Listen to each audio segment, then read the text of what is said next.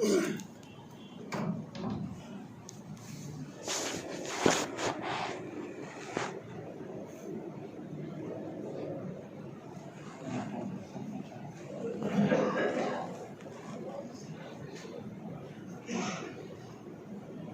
بالله من الشيطان الرجيم. بسم الله الرحمن الرحيم. الحمد لله الذي أنزل على عبده الكتاب ولم يجعل له عوجا قيما لينذر بأسا شديدا من لدنه ويبشر المؤمنين الذين يعملون الصالحات أن لهم أجرا حسنا ماكثين فيه أبدا وينذر الذين قالوا اتخذ الله ولدا ما لهم به من علم ولا لآبائهم كبرت كلمة تخرج من أفواههم يقولون إلا كذبا ولعلك باخع نفسك على آثارهم إن لم يؤمنوا بهذا الحديث أسفا. صدق الله مولانا العظيم. گزشتہ کل آپ حضرات کے سامنے قرآن مجید کی عظمت کے متعلق چند باتیں عرض کی گئی تھی.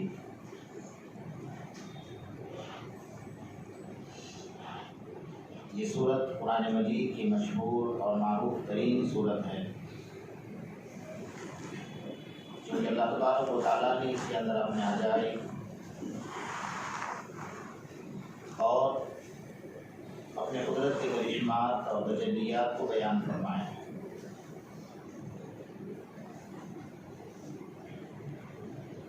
سب سے پہلے سورت کو سمجھنے کے لیے اس کا شان نزول سمجھنا ہوگا. اللہ تبارک و تعالیٰ نے یہ آیت اور یہ سورت کیوں نازل فرمائی، اس کو نازل کرنے کی وجہ کیا ہوگی. آقا نامدار محمد رسول اللہ صلی اللہ تعالیٰ علیہ وسلم کی نبوت کا جب چرچا ہوا تو یہودیوں نے سازش کی، اور یہودیوں کی سازشیں آج کی نہیں ہیں، بہت پرانی ہیں اور آج تک چل رہی ہیں اور قیامت تک چلے گی. اور انہوں نے اپنے چند علماء کو اور اخبار کو تیار کیا اور سوالات تیار کیے کہ جاؤ اگر یہ سچے نبی ہیں تو ان سے 3 سوالات کر کے آؤ. اگر یہ سوال کا جواب دیں گے تو ہمارے سمجھ میں آئے گا کہ ہاں بھئی یہ سچے نبی ہیں، اور اگر جواب نہیں دیں گے تو ہمارے سمجھ میں آئے گا کہ ہمیں کیا کرنا ہے. چنانچہ 3 سوالات تیار کر کے اللہ کے رسول صلی اللہ علیہ وسلم کے سامنے لوگ پیش ہوئے. پہلا سوال یہ تھا کہ یہ بتاؤ کہ وہ چند نوجوان جو اپنا ایمان بچانے کے لیے اپنی جان کو خطرے میں ڈال کر جو اپنا ملک چھوڑ کر نکل گئے تھے، ان کا واقعہ کیا ہے، ان کا قصہ کیا ہے. نمبر 2، ذوالقرنین جو بادشاہ گزرے ہیں وہ کون تھے اور ان کا پورا واقعہ بیان کریں. اور نمبر 3، روح جو انسان کے اندر اللہ کا حکم ہے وہ آتی ہے اور نکل جاتی ہے، روح کیا چیز ہے. بس یہ 3 سوالات ہیں، جواب دیجیے. جب اللہ کے رسول صلی اللہ علیہ وسلم کے سامنے وہ پیش ہوئے تو آپ صلی اللہ علیہ وسلم کو اس کا علم نہیں تھا، اس لیے کہ نبی کا اصول ہوتا ہے کہ اگر علم ہونے کے باوجود بھی جب تک اللہ کی طرف سے کوئی اشارہ نہیں ملتا اس وقت تک جواب نہیں دیتے. اللہ کے رسول صلی اللہ علیہ وسلم سے تھوڑی سی بھول یہ ہوئی اس وقت میں کہ آپ نے انہیں یوں کہا کہ کل میں اس کا جواب آپ کو دوں گا، لیکن یہ نہیں کہا کہ انشاءاللہ میں اس کا جواب دوں گا. تو لفظ انشاءاللہ بھول گئے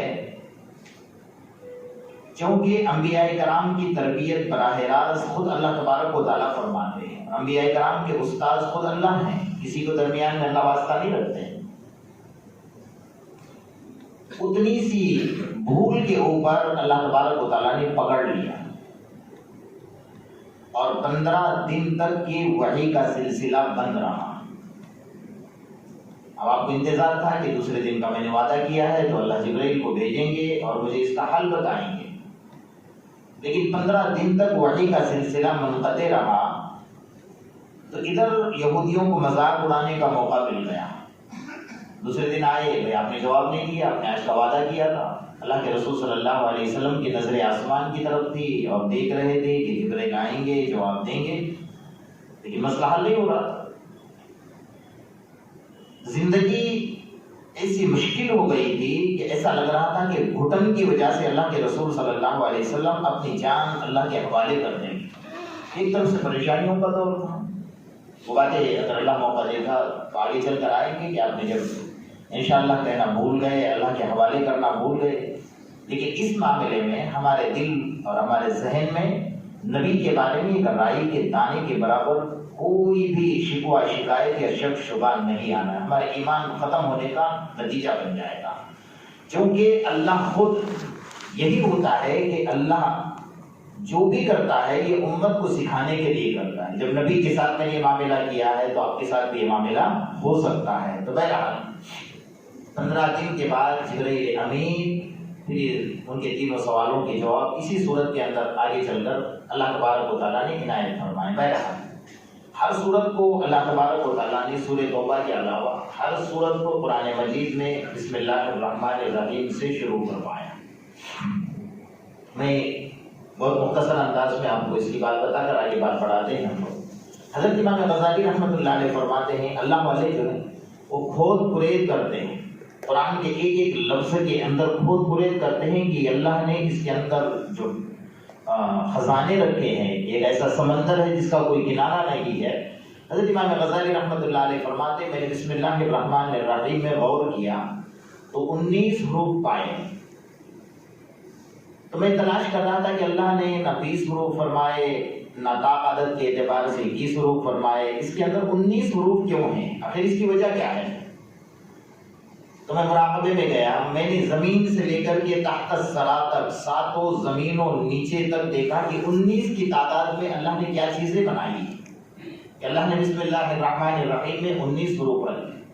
بہت غور کرنے کے بعد مجھے اس زمین کے اوپر سے لے کر کے تحت الثری یعنی زمین کے نچلے حصے تک سورہ یاسین کی تفسیر میں علامہ مفتی شفیع صاحب رحمۃ اللہ علیہ نے لکھا ہے کہ جیسا اس زمین کے اوپر اللہ نے اس سطح کے اوپر اللہ نے جو زمین بنائی ہے اس کے اوپر انسانوں کو بسایا، ایسا تحت الثری یعنی زمین کا نچلا حصہ جو ہے وہاں پر اللہ نے یہ غلاف ہجری بنایا ہے، ایک پتھر کا پردہ بنایا ہے جو اوپر کے سارے معاملات وہاں جا کر ختم ہوتے ہیں. سائنس نے تحقیق کی اور نیچے کھودا اور سائنس وہاں جا کر اپنے سارے ہتھیار ڈال چکی کہ اس کے آگے کسی کی طاقت نہیں کہ جا سکے نہ اس پتھر کو پھوڑ سکے، اس لیے کہ اللہ کے قدرت کا پردہ وہاں پر لگا ہوا ہے. تو وہاں تک میں نے غور کیا.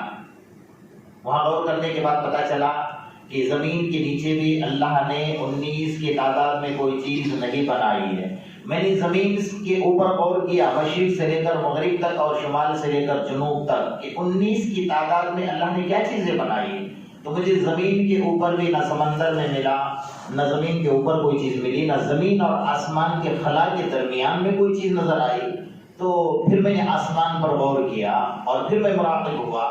جنت کے اندر میں نے ساری جنت کی سیر کی مراقبے کے اندر، تو جنت میں بھی مجھے 19 کی تعداد میں کچھ نظر نہیں آیا. پھر میں نے جہنم کا مراقبہ کیا تو بہت مراقبے کے بعد جہنم میں مجھے 19 کی تعداد نظر آئی جو اللہ تعالیٰ نے جہنم میں دردناک 19 فرشتے جو عذاب دینے والے بنائے ہوئے ہیں، ان کے نیچے پھر ہزاروں اور لاکھوں کی تعداد میں، لیکن 19 فرشتے مین ہیں جن کو اللہ تبارک و تعالیٰ نے عذاب دینے کے لیے رکھا ہوا ہے. فرمایا اس سے بات سمجھ میں آ گئی کہ جو بندہ بسم اللہ الرحمن الرحیم اپنے عمل میں اپنے زندگی میں اتارے گا، اللہ اس جہنم کے 19 فرشتوں کے عذاب سے اس کی حفاظت فرمائے گا. اب ہم تھوڑا سا غور کریں، کتنا چھوٹا سا عمل ہے جب صحابہ کرام نے اللہ کے رسول صلی اللہ علیہ وسلم سے شکایت کی کہ اللہ کے رسول پہلے لوگوں کی عمریں بہت ہوا کرتی تھی، 100 سال 200 سال 500 سال 1000 سال، ہماری عمر تو 60-70 سال اور 100 سال کے درمیان میں ہے، تو ہم کیسے عمل کریں گے، ہم ان تک کیسے پہنچ پائیں گے؟ اللہ کے رسول نے مسکرا کر فرمایا اللہ نے تمہیں اتنا بڑا ہتھیار دیا ہے کہ ان کی 500 سال کی عبادت میں تم ایک دن کی عبادت کر کے پہنچ سکتے ہو۔ فرمایا کہ ان کے اعمال اور تمہارے اعمال میں فرق یہ ہوگا کہ میرے امت کا مرد اور میرے امت کا انسان جب بھی کوئی عمل کرے گا اور عمل کے شروع میں بسم اللہ الرحمن الرحیم پڑھے گا تو ان کے 500 سال کے اعمال کے مقابلے میں تمہارا ایک دن کا عمل وزنی نظر آئے گا۔ اس میں اللہ نے اپنے نام رکھے، اللہ، رحمان اور رحیم، تینوں نام اتنے وزنی ہیں کہ میں آپ کو بتاؤں کہ لفظ اللہ ایک ایسا لفظ ہے کہ ایک بات بتا کر بات کی، مختصر مجھے بتانا ہے آپ کو اور بات کو آگے بڑھانا ہے۔ ہم سب کے آقا محمد رسول اللہ صلی اللہ علیہ وسلم فرماتے ہیں کہ جب دنیا کے اندر گناہ، دنیا کے اندر خرابیاں، بدماشیاں، عیاشیاں اور دنیا میں تباہی اور بربادی مچے گی، اس وقت میں ساری دنیا اللہ کو بھول چکی ہوگی۔ مشرق سے مغرب اور شمال سے جنوب تک سارے انسان اللہ کا نام لینے والا ایک انسان بھی موجود نہیں ہوگا۔ اس وقت میں اللہ کا غضب، اللہ کا جلال بھڑکے گا اور حضرت اسرافیل کو اللہ فرمائے اسرافیل تیار ہو جاؤ، جس مقصد کے لیے میں نے دنیا کو بنایا تھا ایک بندہ بھی میرا نام لینے والا نہیں ہے، اب سور پھونکنے کے لیے تیار ہو جاؤ، اس دنیا کو تباہ اور برباد کر دینا ہے۔ حضرت اسرافیل علیہ السلام تیاری فرمائیں گے سور پھونکنے کے لیے۔ اتنے میں تھوڑا سا غور کیجیے، بولنا بہت آسان ہے، تھوڑا سا غور کیجیے۔ مشرق سے مغرب اور شمال سے جنوب تک سارے کائنات میں ایک انسان ایک وقت میں اور ایک بار صرف اللہ کہے گا۔ اللہ تبارک و تعالیٰ نے سن لیا، کہا اسرافیل رک جاؤ۔ اللہ کیا ہوا؟ فرمایا زمین کے اوپر ایک بندے نے ایک مرتبہ مجھے اللہ کہہ کر پکارا ہے، اس اللہ کہنے کا اثر یہ ہے کہ اب 40 سال تک تمہیں زور بھوگنے کی اجازت نہیں ہے۔ آپ سمجھ لو، ایک بندہ ساری دنیا میں ایک بندہ ایک مرتبہ کہہ رہا ہے اللہ، تو اللہ نے قیامت کو 40 سال تک آگے ٹال دیا۔ اگر دنیا کی قیامت اس قیامت کے مقابلے میں کچھ بھی نہیں ہے، جو عذاب چل رہا ہے، جو ظالم ظلم کر رہے ہیں، جو پریشانیاں کر رہے ہیں، جو منصوبے تیار کر رہے ہیں، جو سازشیں تیار کر رہے ہیں، یہ بھی ایک چھوٹی سی قیامت ہے ہمارے اوپر۔ ان قیامتوں کو دور کرنا ہو تو میرے اللہ کے حوالے کر دو، اللہ تبارک و تعالیٰ ان کا علاج فرمائیں گے، اور اللہ کو معلوم ہے کہ کس کا علاج کیسے کرنا ہے اور کیا کرنا ہے۔ تو بہرحال لفظ اللہ اتنا طاقتور لفظ ہے کہ اللہ نے بہت سپر پاور طاقت اس کے اندر رکھی ہے۔ اس لیے جتنی اہم عبادتیں ہیں، جیسے بھائی اذان ہے، ہم تھوڑا سا غور کریں، ہم کبھی غور نہیں کرتے ہیں نا چیزوں میں۔ اذان میں سب سے پہلے مؤذن کیا کہتا ہے؟ اللہ، اللہ اکبر۔ اذان کی ابتدا اللہ نے اپنے نام سے جاری فرمائی، اور اذان کی انتہا جب اذان ختم ہوتی ہے لا الہ الا اللہ، شروع میں بھی اللہ اور آخر میں بھی اللہ، لفظ اللہ کو اللہ نے استعمال کرنا ہے۔ پھر نماز پڑھ رہا ہے بندہ، رکعت باندھ رہا ہے، امام صاحب نے کیا کہا؟ اللہ اکبر، لفظ اللہ سے شروع ہوا۔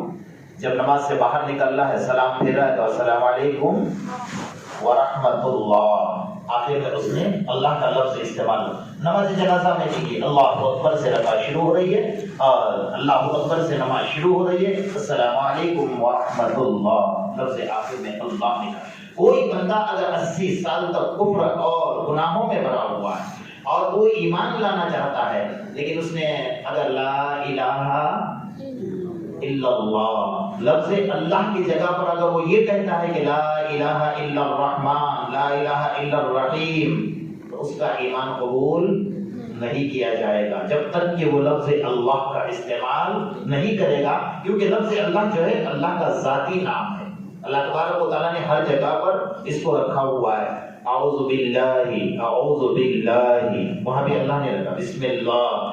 جہاں پر اللہ نے دیکھا کہ اہم کام ہے وہاں پر اللہ نے اپنا لفظ اللہ کا نام رکھا ہوا ہے۔ پھر اللہ کی جو صفات نام ہیں، رحمان، رحیم، ستار، یہ سارے کے سارے 99 نام اللہ تبارک۔ بہرحال حضرت امام شبلی رحمۃ اللہ علیہ وہ یہ لفظ سے اتنا پیار ہو گیا تھا، اتنی محبت ہو گئی تھی، اتنا عشق ہو گیا تھا کہ وہ پاگل ہو گئے. تو لوگ انہیں پاگل سمجھا کرتے تھے، پتھر مارا کرتے تھے کہ پاگل چلا یہاں سے. جب پتھر مارتے تھے تو علماء نے لکھا ہے کہ ان کے بدن سے جو خون نکلتا تھا اور خون کا قطرہ جو زمین پر گرتا تھا تو ہم دیکھتے تھے کہ اس سے لفظ اللہ بن جاتا تھا. ان کے خون کے قطرے قطرے کے اندر لفظ اللہ شامل ہو چکا تھا. پاگل ہو گئے تھے اللہ کے ماں. اگر وہ چلتے تھے اور کوئی ان کے سامنے کہتا کہ اللہ، غشی تاری ہو جاتی تھی، بے ہوش ہو جاتے تھے. اتنا اللہ کی محبت میں بس گئے تھے کہ ایک دن اتفاق ایسا ہوا کہ نماز پڑھنے کے لیے مسجد کی طرف جا رہے تھے.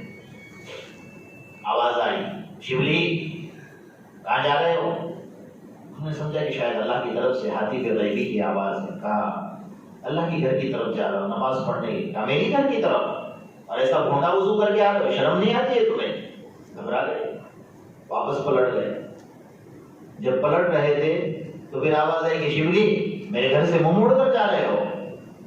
یا اللہ اب کیا ہوگا؟ وہاں کھڑے رہ گئے. تو جیسا کھڑے رہے تو پھر آواز آئی کہ شبلی اپنا صبر دکھا رہے ہو مجھے. ایک آپ سوچ سکتے ہیں نا، اللہ کی طرف سے ایک عجیب سا ماحول آتا ہے. جیسا ہمارے سامنے کوئی انسان کھڑا ہو جائے، ہماری شکل کی طرف دیکھے ہوئے مجھے کیا دیکھ رہا ہے، ذرا نیچے دیکھ، نیچے کیا دیکھتا ہے بھائی، ادھر دیکھے ادھر کیا دیکھ رہا ہے، وہ کہاں جائے گا؟ تو مسجد کی طرف جا رہے ہیں تو میرے گھر کی طرف گھنڈا وضو کر کے آتا ہے، واپس پلٹے تو میرے گھر سے منہ موڑ کر جاتا ہے. کھڑے ہو گئے تو اپنا صبر دکھا رہا ہے مجھے. تو دل میں خیال آیا کہ شاید اللہ کی یاد سے میرا دل غافل ہو گیا. اللہ اللہ اللہ، وہیں پر کھڑے ہو کر ذکر کرنا شروع کر دیا. تو اللہ نے کہا اپنا جذبہ دکھا رہا ہے مجھے. اب تو گھبرا گئے، اب کیا کریں گے؟ اب اللہ نے دیکھا کہ اس کے آگے اگر اس کو کچھ کہوں گا تو یہ برداشت نہیں کر پائے گا، یہ اپنی جان میرے حوالے کر دے گا. تو پھر اللہ نے کہا کہ شبلی کیا تو یہ چاہتا ہے کہ تیرے عیبوں کو لوگوں کے سامنے ایسا کھول کر رکھ دوں کہ کوئی تیری شکل ہی نہ دیکھنا چاہے؟ تو حضرت امام شبلی اب جذبے میں آگے کہا معاملہ کچھ اور چل رہا ہے. تو اللہ سے کہا کہ اللہ کیا تو یہ چاہتا ہے، اب اس کو دھیان سے سن لیجیے، سارے واقعے کا نتیجہ ہے. اللہ کیا تو یہ چاہتا ہے کہ میں تیری رحمت کو عوام کے سامنے اتنا کھول کر رکھ دوں کہ کوئی بندہ جہنم ہی نہ جائے؟ اللہ نے کہا کہ شبلی میں تو تیرے سے پیار بھری باتیں کر رہا تھا. میں تیرے سے کیا کر رہا تھا؟ پیار بھری باتیں کر رہا تھا. کہا کہ نہ تو میری بتا نہ میں تیری بتاؤں گا. اللہ نے کہا میری رحمانیت کو اتنا کھول کر لوگوں کے سامنے نہ رکھ دے کہ لوگ یہ کہیں کہ کوئی جہنم میں جانے والا ہی نہیں ہے، اللہ کی رحمت کے صدقے سب جنت میں چلے جائیں گے. کہا میں تیری نہیں بتاؤں گا تو میری مت بتا.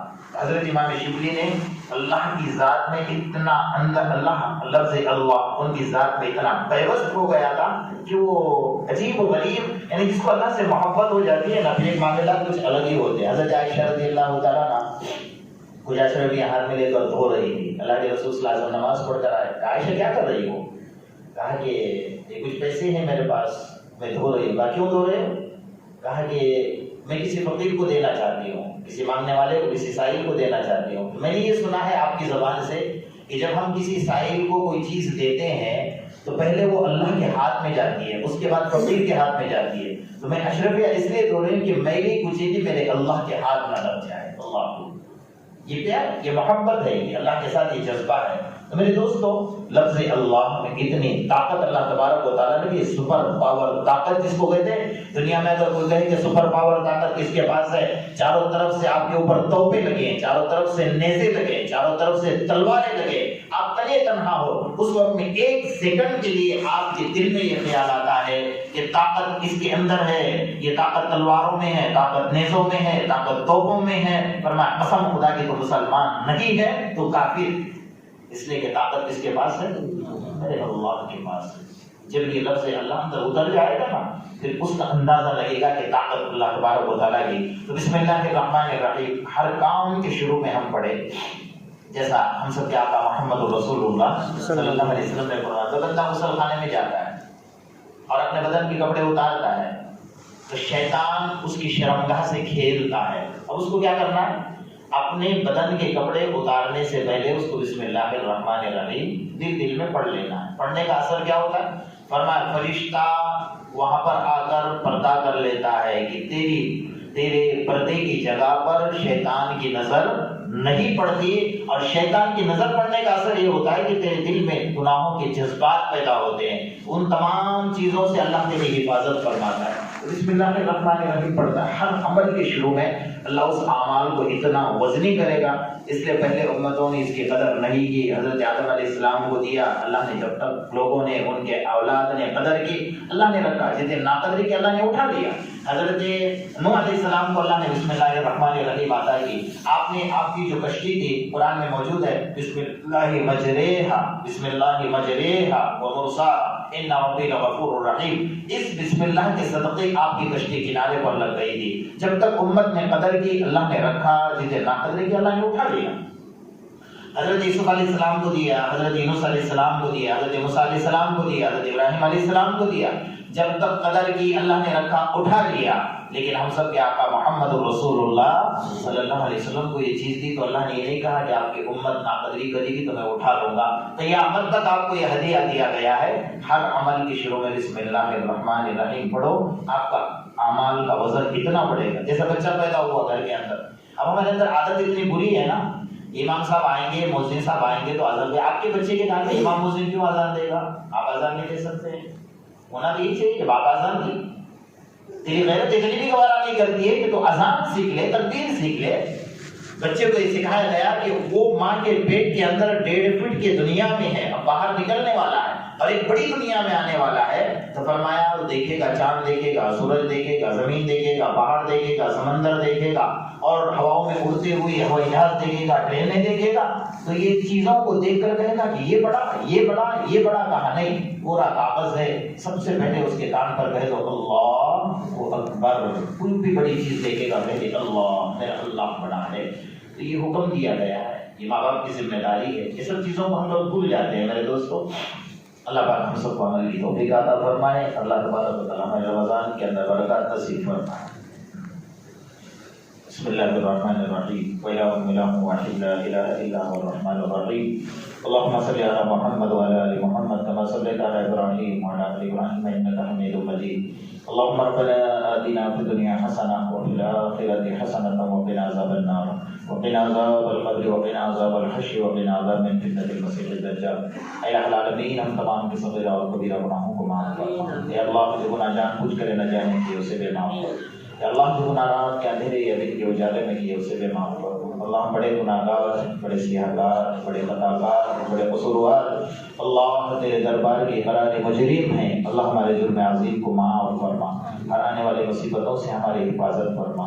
اے اللہ اس رمضان مبارک کی برکات سے ہم سب کو مالا مال فرما، ہمارے روزوں کو قبول فرما، ہماری نمازوں کو قبول فرما، ہمارے زکوٰۃ کے لینے دینے کو قبول فرما، نوافل پڑھنے والوں کو قبول فرما، اعتکاف کرنے والوں کو قبول فرما، تیرے قرآن کی تلاوت کرنے والوں کو قبول فرما۔ یا اللہ ان تمام چیزوں کو قبول فرما کر نعمتوں کے چھین جانے سے ہماری حفاظت فرما۔ یا اللہ ہم تمام کو تراویح کی نماز باجماعت مسجدوں میں عطا فرما، اس نعمت کے چھین جانے سے ہماری حفاظت فرما۔ ہر طرح کے شرور فتن ظالموں کے سازشوں سے ہماری حفاظت فرما، ہر بری بیماریوں سے ہماری حفاظت فرما۔ یا اللہ جو وبا چل رہی ہے اس کو اپنے رحمت سے ختم فرما، اپنے فضل سے ختم فرما، جو بیمار ہے اس کو شفا عطا فرما۔ اے اللہ جو مرحومین گزر چکے ہیں، دنیا سے جا چکے ہیں، کروڑ کروڑ ان کے مغفرت کا فیصلہ فرما، ان کے اہل و عیال کی حفاظت فرما، ان کے خاندان کی حفاظت فرما، ہمیں اپنے موت کی تیاری کی توفیق عطا فرما، غفلت اور کوتاہی سے ہماری حفاظت فرما۔ جب تک اس دنیا میں رہے ایمان والی زندگی عطا فرما، موت کے وقت میں کلمے کی دولت سے مالا مال فرما۔ اے مولا موت کے وقت میں کلمے کی دولت سے مالا مال فرما، بغیر کلمے کے بغیر وصیت کی موت سے ہماری حفاظت فرما۔